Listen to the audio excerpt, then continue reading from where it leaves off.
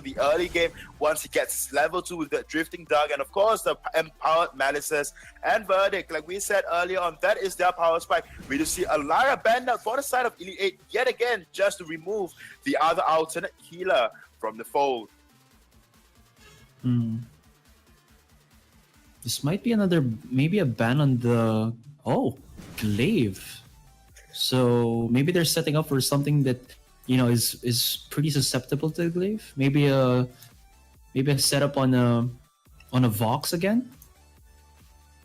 Well, personally, honestly, coming into this game with Idris being banned out, the next most viable one would be that of Baron. But whether or not Elite 8 will pick up that Baron or Impunity, it's really the big question right now, because if Elite 8 do not pick up that Baron at this point in time, coming into the second phase of draft, then Impunity will definitely pick it up. But then we do see a Scarf coming up from the side of Elite 8.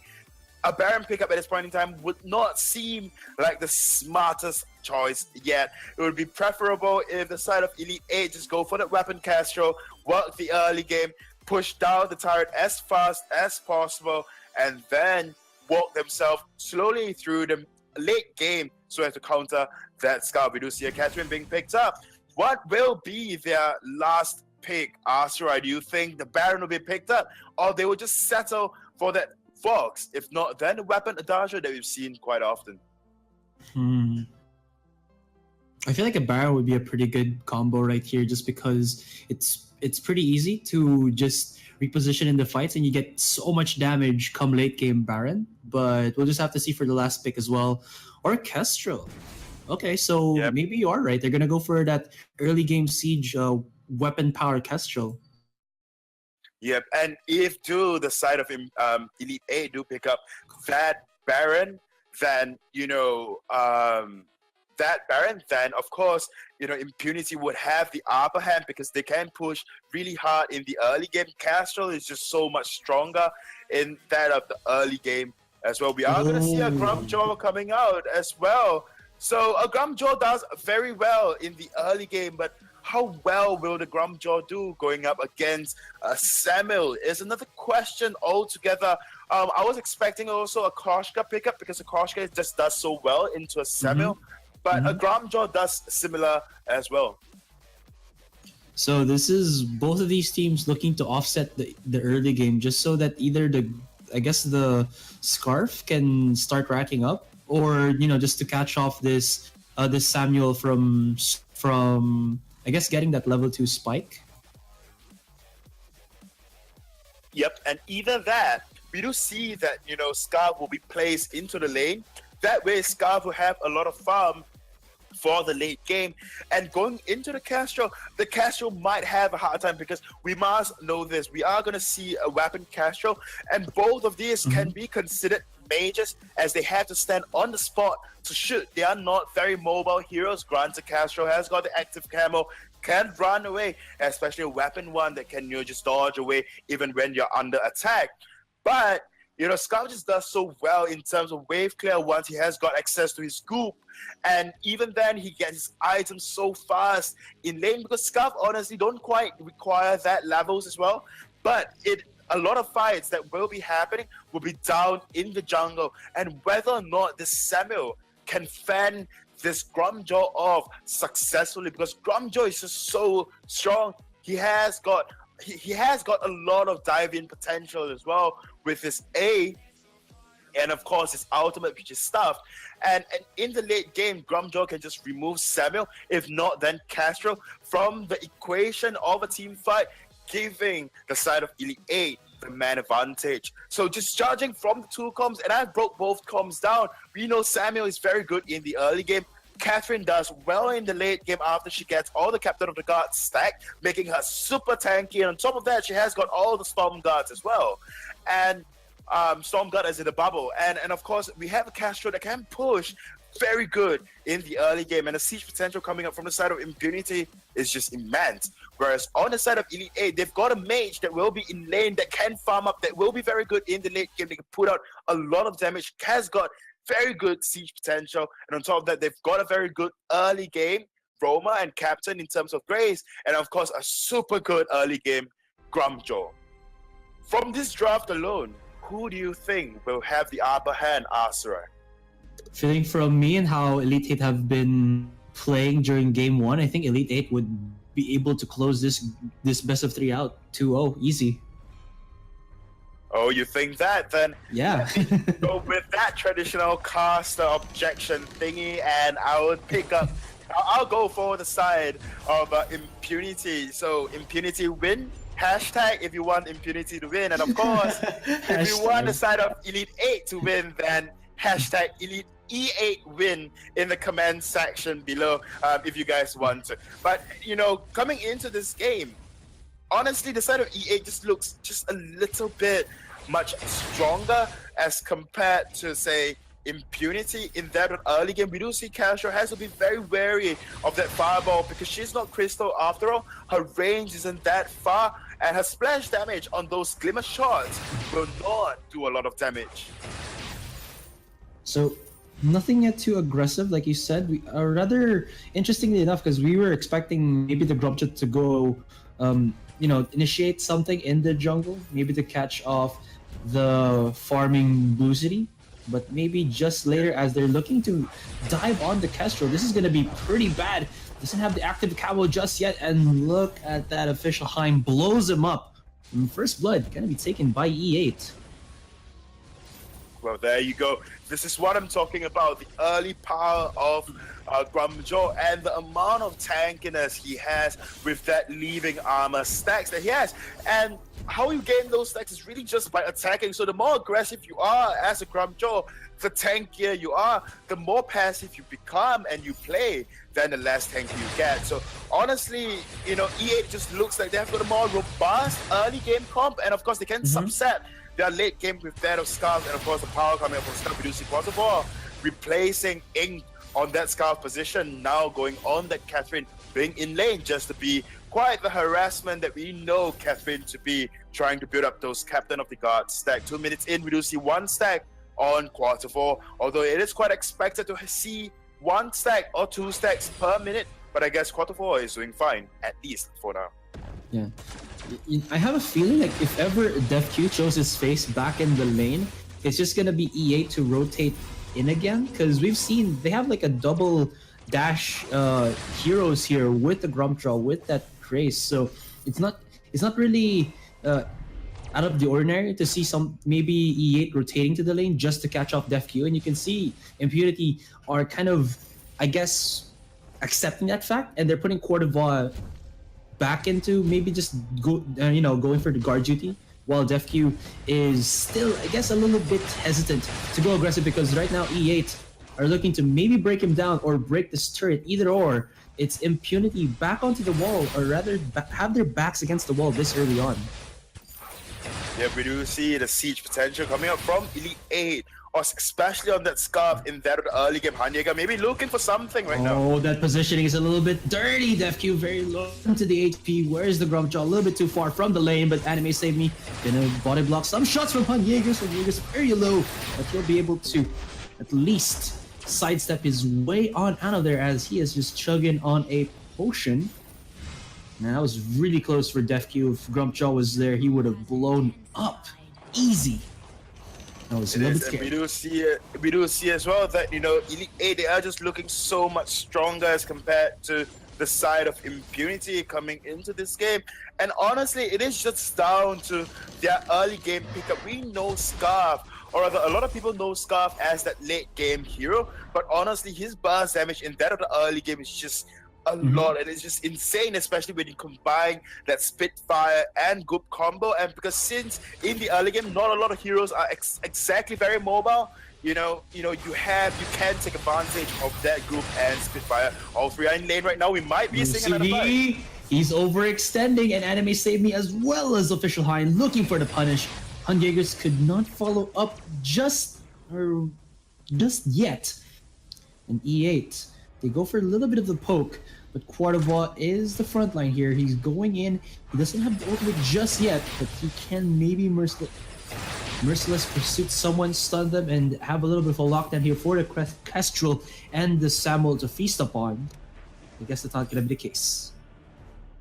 Yep, and quarter four as well, we realized that he cannot quite go in very deep with just 4 captain of the guard stack. If he does go, he'll be blown up by both Han Jaeger and Official Hein as well. We do see the side of EA, they are farming rather peculiarly, just allowing Han Jaeger to go through that jungle to pick up the ambient gold firstly, and on top of that as well, the levels. We do see Official Hein just turned 6, which means he has got that availability to staff, in which he can now, or rather the side of E8 now can just remove one entire player coming up from the side of Impunity from a 5, and they will have the man advantage coming onto as they siege this turret. They're trying to siege it. This is very low in terms of the HP. Drifting Dark used by Blue City. That's going to push back a little bit Elite 8. You can see how, I guess, respecting they are of that B skill from the Samuel. And for the meantime, it looks like Impunity are in the driver's seat. But Elite 8, I'm pretty sure they're not far behind. They're looking for an opening here. You have to give it. The Cordovan has been zoning him out. Still on level 5, so no Blast Tremor just yet.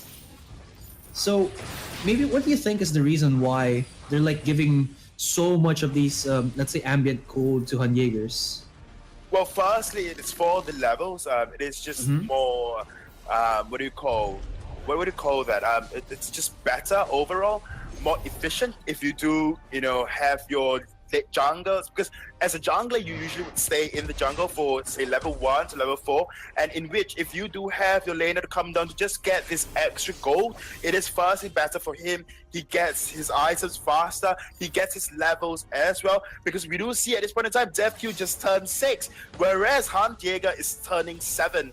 I say it as though it's an age, but you get the point. You get a point all in. Yeah, you get a point all in all. So when you have the level advantage, it is always better for you to siege first. Oh, Cordovan is taken down to half health. Ooh, that's good damage from Han Jaegers. The stop from Official Hein. This is the pickup that Trevor, but it's just a little bit too late. And Blue City, oh no, his face must be blue from that one. And E8. They're going aggressive. Han Jaeger still has a lot of energy to work with, so they can siege all day long.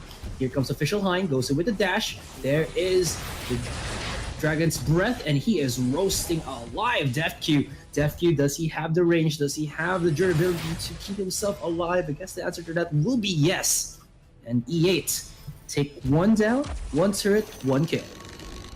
1 down, 1 turret, 1 kill. Indeed, although looking at the kill boards, we do see only 2 kills going over to the side of Elite 8. They are sitting at a very comfortable 2.5k gold lead as per now. I'm not surprised. Oh, Anime Save Me just popped that reflex block of his, picking up that Crucible, so not much of a difference anyways. At the end of the day, they are going to go in for that gold mine, I hope, very, very soon as they do pick up one of the carries coming up from the side of Impunity. Impunity, at this point in time, although they have a lot of poke, and like I said, they've got the Samuel very good in the early game, but they are losing out, however, in a lot of team fights, and it's just because that immense poke coming out, or rather the ability or the immense poke coming out from Han Jaeger on that Scarf, able to zone, and on top of that, able to damage as well. As we did see, before the fight even happened, Cordovan was already at half health, and that way Cordovan wasn't allowed, was denied the ability to go in firstly, and on top of that, couldn't do much for his team as well, because it is just so very low. We do see all the roamers at this point in time picking up all of the items needed to just support the team with that Crucible, with that Fountain. So the next team fight will be everything, and it's just down to... Cordovan is alone right now. Are they gonna stop him? Yes, they do. Nom nom.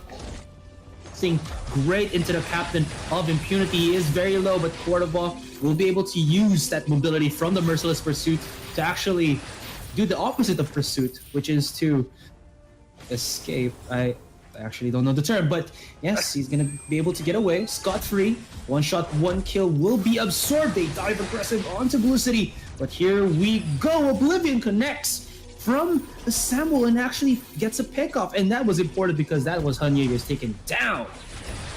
That was Han Jaeger taken down indeed, and really that was just Quarter 4 playing to his team fights and playing to his strengths or his team's strengths really, really well. We did see quarter four activated a blast tremor and of course silencing the entirety of Elite 8. However, Anime Save Me did not have the Crucible up at a point in time, had to burn Crucible very early into the team fight at the re-engage, did not have it up, and thus quarter four made full use of that knowledge, went in for the blast tremor, followed by the Oblivion, in which the side of Elite 8 couldn't block at all, and thus, Impunity has got the upper hand in that team fight. But Impunity, or rather Elite 8 at this time, although they've lost one hero, the side of Impunity is still unable to push into the turret. They are now looking for the gold miner. As I said earlier on, for the side of Elite 8, one shot, one kill just helped to secure that gold mine. And that is about what Castro can do. Yeah, that was just a bit too early on the usage of the ultimate, but well, we've been seeing, like last week, a lot of good Kestrels, and a lot of good Kestrels, like just getting the steals, but maybe not now for DefQ. E8, they're looking to push. They have the advantage right now. Han Jaegers is so scary on his Scarf. In terms of the items, I think he has a Frostburn, Piercing Shard, and Eve of Harvest. So he got the damage. He definitely has got the damage. He is building towards that broken myth at this point in time. They are looking to push this turret, if not find a fight. Official Hein, he has to be careful by taking tick damage coming up from the side of Impunity, else his living armor would start dropping, as we do see now. And one of the team fights at the side of Impunity won was because of Official Hein took a little too much poke coming up from Drifting Dark, and his living armor just dropped to nothing, making Official Hein really, really fragile. But they are just going to back up the side of Elite 8. They are just going to go by Scarf, completing that broken myth now. So if whenever Scarf do poke with those Spitfire and Goop, and if it lands and hits an enemy, he will start building up all these stacks. And on top of that, he has got Piercing at this point in time. That way, even if you do pick up the tier 1 shielding against him, which DevQ is not picking up and Blue City isn't as well. Oh no, this could be bad. Oh my goodness, no, the Catherine is so far from his team, and Cordova is just a bit too late to the party. She's on the blast. Oblivion does not connect. It does push back on Jaegers a bit, so maybe that was the saving grace for Impunity. Oh, the damage from the one shot, one kill. Will Cordova go for the chase? Are they gonna go aggressive? E8 are very low in terms of the HP, popping out the Storm Guard just to give back what they gave, which is a heck of a lot of damage. I guess both teams will be able to survive Scarfree. Yep, they do respect each other very much, as we can tell. They are not really pushing every little advantage we do see, and they do have utmost respect for each other, as they are playing very, very cautiously around this Han Jaeger, if not then Official Hein. I had thought, with that called out right there, the side of Elite 8 would have the slightest chance of winning that team fight, but quarter 4 manages to put in, take out, and of course save his teammate with that blast tremor. And on top of that, we do see quarter 4 at this point in time picking out that Echo, which means access to blast tremor. So if the first one is blocked out, is managed, or rather Grace does block it out, then he has got the second one, in which it is just down to Han Jaeger, if not Official Hein, to block out the silencers themselves. And one thing as well with that Echo on Catherine, if you do not block out the first one, then you will not be mobile or be able to use your abilities at all, and that will kill a mage in any team fight, and that will silence the Echo coming up from Grace as well, if timed right. So very good pickup coming up from Quasova. I hope to see a now with Gauntlet at least coming up from Quasova on that Catherine, just to, we saw that damage as well. They're chasing it in. The stun connecting onto Official Hein. He can't spot anyone yet to actually get the, the stuff off. So no joy for Official Hein. There was the usage onto the intervention, plus the Echo Pop from Anime Save Me. So this is their second chance at initiation here. They're going aggressive. The Grumpja overextends. Official Hein very low on HP, and he might get picked off here. Uses the shield. Second intervention from Anime Save Me. The heal is up. So the heal is not available anymore. E8.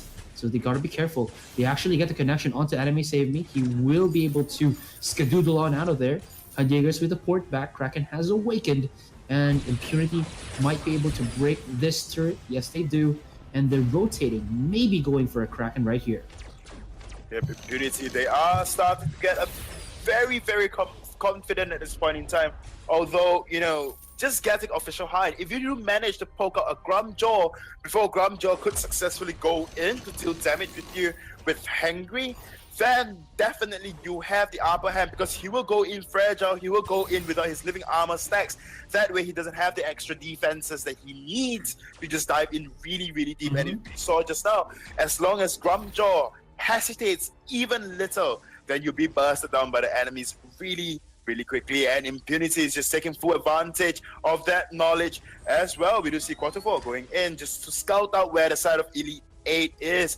Castro, though, in a very dangerous position, might get caught up by Elite 8. Blue City maybe going back. Quarter 4 is taken very, very low. If E8 get the sniff of anyone porting back into the base, they might immediately start this Kraken and end the lives of Impunity. But Impunity, on the opposite side, like you said, as long as they get the stun on the Grumjaw, they should be fine. And I think the Kestrel has been pretty good in terms of the positioning. Quarter, he might be able to get a lot of info here. There was the pop out of Hun Jaeger, so he's not looking into the brush just yet. And there you go. He will now. Yep, we might be seeing a fight breaking out now. And a fight breaks out. There's gonna be pandemonium. Oh, they spun out Def Q. That's gonna be huge. Can he connect the stuff? I don't think he will be able to onto Def Q, but he got a second best target, I think, which would be Quarter, that leaves the very squishy targets of Impunity open to harassment. One shot, one kill. Hun Jaeger super low. Quarter right here. He's chasing him down. Activation Stormguard plus the Merciless Pursuit. Holy Nova, preemptive Holy Nova just for the safety. And Hun Jaegers, he's getting a lot of body blockage coming in from Anime Save Me. And Impunity start to crack it. They are starting to crack, and Hun Jaeger is taken down. He got blasted away, and that might prompt Impunity to go in, but here is official high. He is the angry Grumjaw. He's going in aggressive, but he's got to respect that there's a lot of range or a lot of glimmer shots coming out from the Kestrel. So for the meantime, it looks like this is going to be an Impunity win. Might be an Impunity win, but Official Hyde has got all his living armor stacks, so Quarter is looking for more. Oh, he's chasing him down. He does have his ultimate. Will he be able to deal the damage? There you go. He is connecting a lot of his basic attacks. So, like you said, the living armor, as long as he's able to connect that, he will be pretty tanky. And he's looking to show that as he survives a lot of the bombardment from the Samuel and the Catherine. Quarter's going to be able to port back. And this, well, we've seen this happen from time to time. The tides of battle have actually shifted, and now E8 are getting a pretty uncontested Kraken. Will Quarter reach in time? Oh, the clock is ticking. Can he do so? No, so close, Quarter. And Vinyan's OP as well, being able to take the anchor turret down to about half health without the side of Impunity even realizing. So I guess Vinians, they're just OP all in all together. So I mean, Blue City could have followed up, and they could have probably taken that Kraken or stolen that Kraken with that Oblivion. But honestly, because Blue City was forced to go up into lane to clear up that wave, else their turret will fall down. We might see another fight with Anime Save Me going in. Whoa, that was weird. I thought Anime Save Me dashed in and then he just got back to the wall, but that's not going to be the point of priority right now, because you saw there's the choke turret being smashed by the Kraken, and the damage just so insane coming out from Hun Jaegers. Drifting Dark as well. Quarter right here uses the ultimate. He's going to be able to at least give a little bit of breathing room from Impunity, but you know who doesn't give a breathing room? It's the Dragon's Breath from Hun Jaegers. You can't breathe in fire, and he just goes a little bit massive, but Def Q from the back line takes him down. Although this Kraken is, well, like her name persists, is Kraken at the turrets. Well, Kraken's name, for the viewers that do not know, she's also she's also called by one of her, I guess it's endearment, and I think that's a real name as well. I don't think it's endearment, it's Helga. Oh man, Helga. Yeah, Helga. Let me do me some Helga. That's a very mean name. That's why you know. Well, I don't think, personally, I don't think it's a really mean name, but I guess it is what it is. She is one, and but I mean, you know, I guess it's quite worth it push coming up from the side of Elite 8. They did manage to crack open the base of Impunity, and on top of that, managed to take one turret down. Looking at the kill boards itself, you know, Elite 8 is sitting at a mere 2k, 2k difference, or indeed, God of War maybe looking to go in at this point in time. One shot, one kill does connect to Anime Save Me. They might be looking for another fight. They are. They are, but they couldn't find any, so they are just gonna decide to reset. Infusions are running out across the boards. They need to refill on the infusions. Honestly, Hunt Jaeger requires 250 more gold. Official High requires 240 more gold. Thus, I guess that is the reason why they are just backing off and not wanting to find that fight, because